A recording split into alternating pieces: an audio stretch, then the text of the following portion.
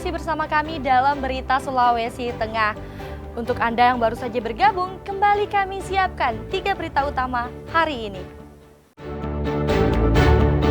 Kejati Sulteng menangkap buronan kasus korupsi dana APBD Desa Siatu, Kabupaten Tojo Nauna.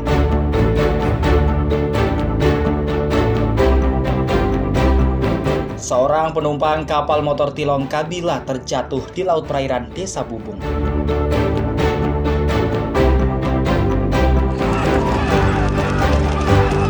Puluhan peserta mengikuti lomba karapan sapi di Kabupaten Sigi.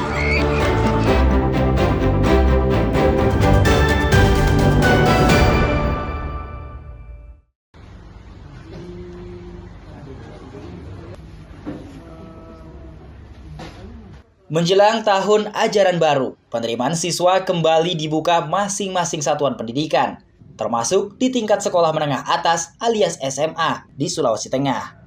Penerimaan murid baru dilakukan melalui sistem penerimaan murid baru alias SPMB online tahun 2025. Berdasarkan jadwal dari Dinas Pendidikan Provinsi Sulawesi Tengah, tahapan pendaftaran SPMB sudah berlangsung sejak 14 Mei lalu. Hari ini merupakan hari terakhir masa validasi dan verifikasi berkas hingga masa sanggah. Pada masa sanggah, siswa masih bisa memperbaiki dan menambah data yang diinput pada pendaftaran online sebelumnya. Pelayanan dilakukan di masing-masing satuan pendidikan, seperti contohnya di SMA Negeri 4 Palu. Selasa pagi, tim operator melayani perbaikan data dari para calon murid baru. Kami telah menyiapkan perangkatnya untuk membantu para calon murid baru untuk perbaikan datanya. Kami himbau kepada para siswa dan orang tua kiranya memanfaatkan semaksimal mungkin masa sanggah ini sesuai dengan pemberitahuan dari panitia.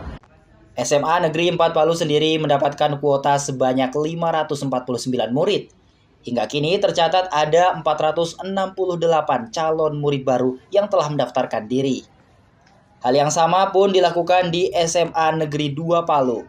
Tim panitia SPMB SMA Negeri 2 Palu terus melayani perbaikan data di masa sanggah hingga batas di 18 Juni 2025. Berharap dengan adanya aplikasi ini ada pemerataan penyebaran murid di SMA Sulawesi Tengah.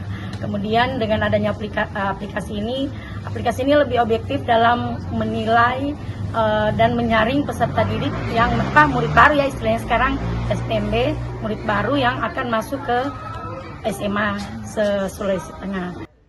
Dari 588 total kuota, tercatat 538 calon murid yang mendaftar. Adapun sistem penerimaan murid baru melalui 4 jalur penerimaan. Di antaranya jalur domisili, afirmasi, prestasi, dan mutasi. Sementara itu pengumuman akan berlangsung pada 23 Juni 2025 mendatang. Syahrul Cahya melaporkan dari Palu.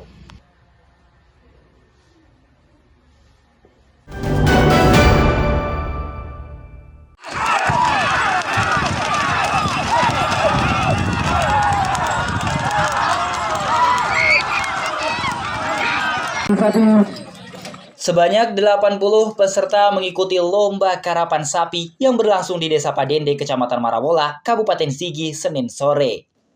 Peserta lomba tidak hanya berasal dari Kabupaten Sigi, tapi juga dari Kota Palu dan Kabupaten Donggala. Bahkan ada peserta dari Sulawesi Barat. Lomba karapan sapi yang juga disebut Mosi Lumba Japi oleh masyarakat Sigi mempertandingkan kelas pemula dan mini kompo. Lomba ini disambut meriah ratusan penonton. Mereka berjubel memadati pinggir lapangan untuk menyaksikan adu kecepatan sapi.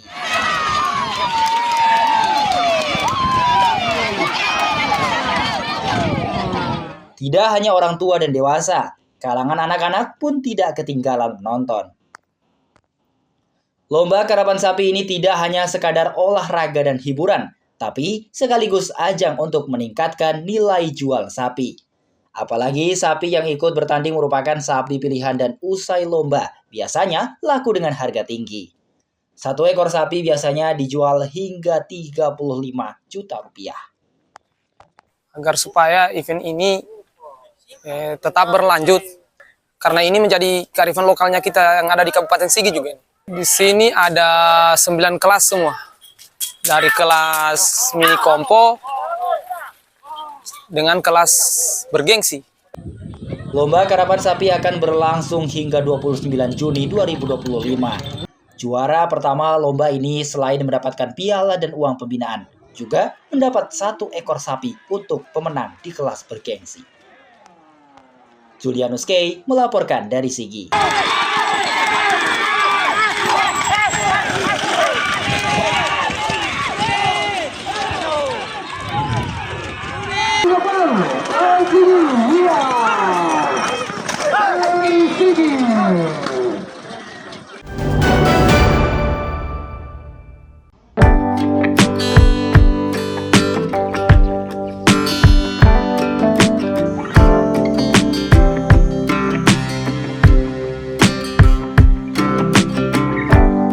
Kota Palu dikenal memiliki banyak destinasi wisata kuliner tradisional yang menarik dan unik.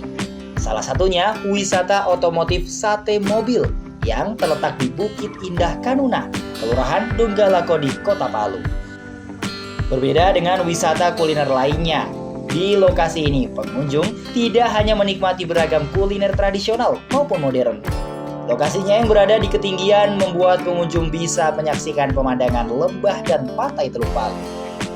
Selain itu, pengunjung bisa melihat jajaran belasan mobil dan motor antik keluaran tahun 50-an.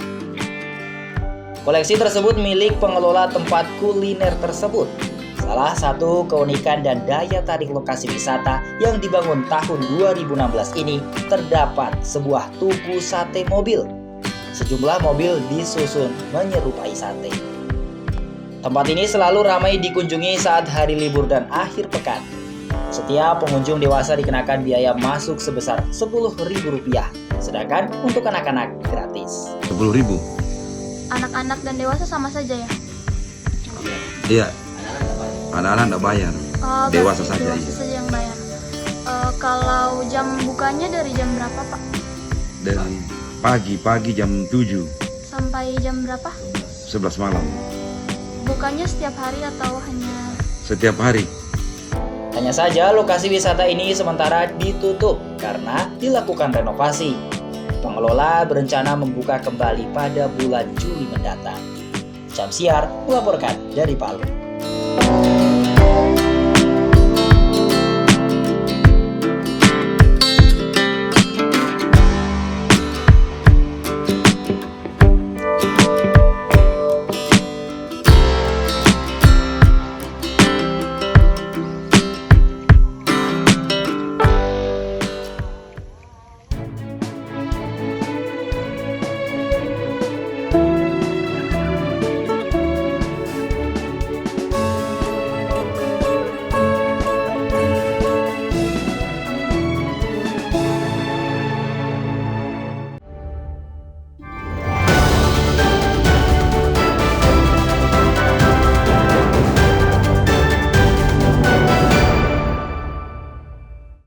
Informasi tadi mengakhiri jumpa kita dalam rangkaian berita Sulawesi Tengah.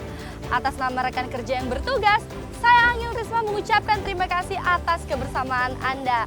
Selamat beraktivitas dan sampai jumpa. Songgong Puasi, Tabe.